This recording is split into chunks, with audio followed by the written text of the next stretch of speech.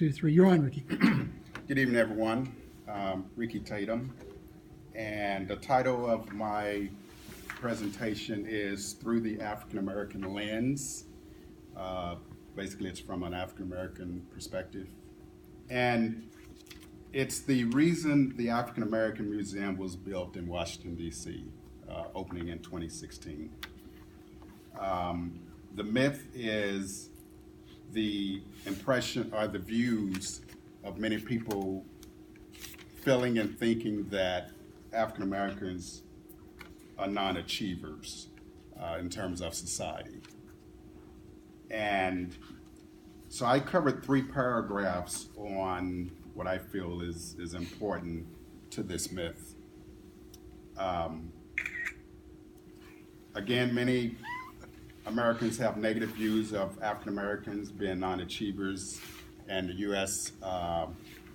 African American Museum is there to basically set the record straight. A little bit of history, but I feel it's relevant. It's not excessive or anything. But in 2003, President Bush approved the National Museum of African American History and Culture Act. So it's actually a piece of legislature that had to take place in order for this whole process to come about. And one other important note is that he had many challenges doing that. There was a lot of opposition. I mean, just tons of reasons in Congress, but he got it done. But the main person that was the forerunner for this is Congressman John Lewis. It took him 15 years just to get discussion on it and basically get the ball rolling. So I felt that was important to, it's historical, but yet a contemporary piece of information to know about.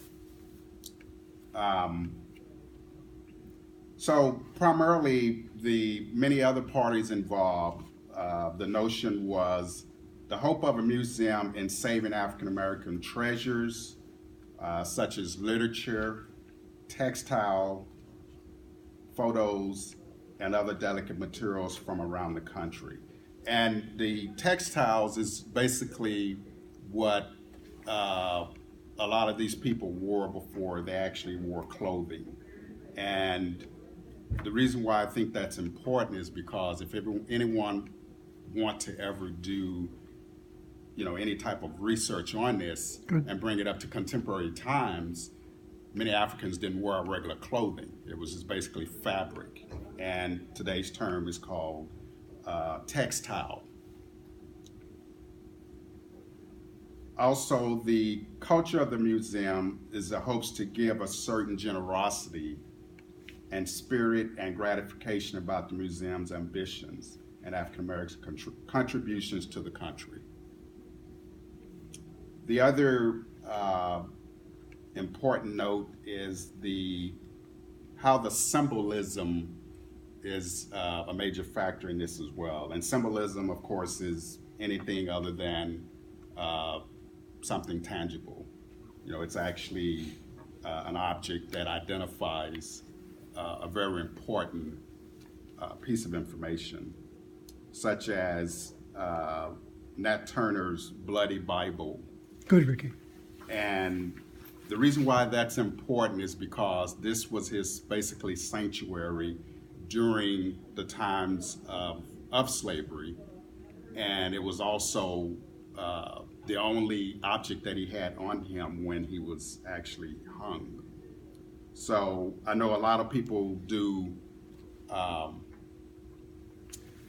writings or what have you about this man, but this is very important to know that this was basically his whole important thing in the entire world that he kept on him at all times.